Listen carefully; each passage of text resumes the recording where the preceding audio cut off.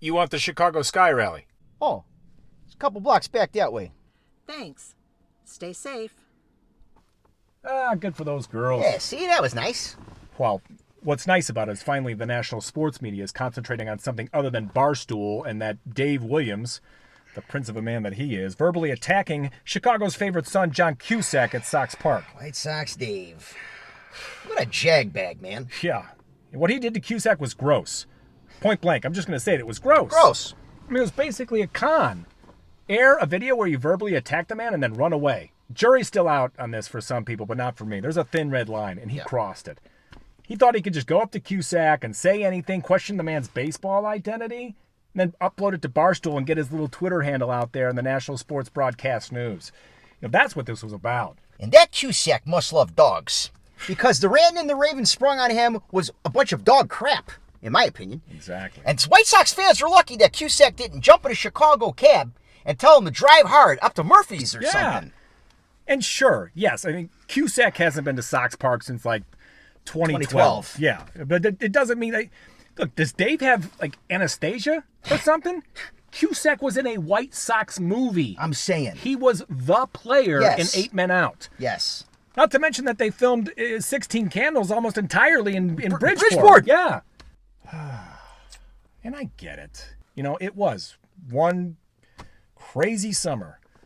And it didn't go the way the White Sox hoped. And all winter we'll be standing on the frozen ground that is 35th and Shields wondering what the hell happened. But come on, a gotcha video with a fat man and a little boy arguing over whether the Cuse can root for the White Sox? Ridiculous. It showed Dave's true colors. I mean, was he high? Fidelity to the White Sox is what he was trying to get out of Cusack? I mean, he started a damn Twitter war, in case he didn't notice. City Hall got involved. This thing was huge. And ironically, he made Cusack into one of America's sweethearts over this thing. Yeah. And the sad part was the Sox.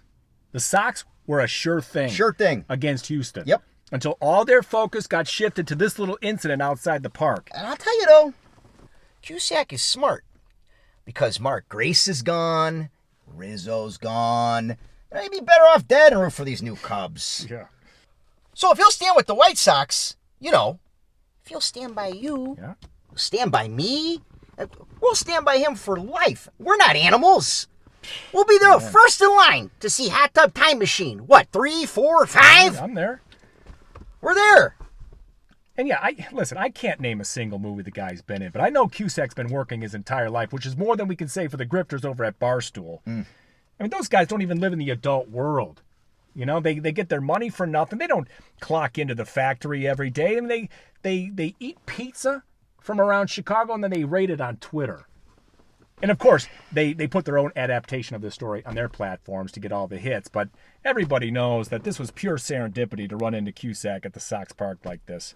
And now they're using him for max benefit to promote their brand. It's disgusting. Them Barstool guys, they keep pushing Tinseltown around. And all them celebrities that come to them White Sox games ain't gonna come no more. Yeah. 1932. Shots fired at 1408 North Broadway.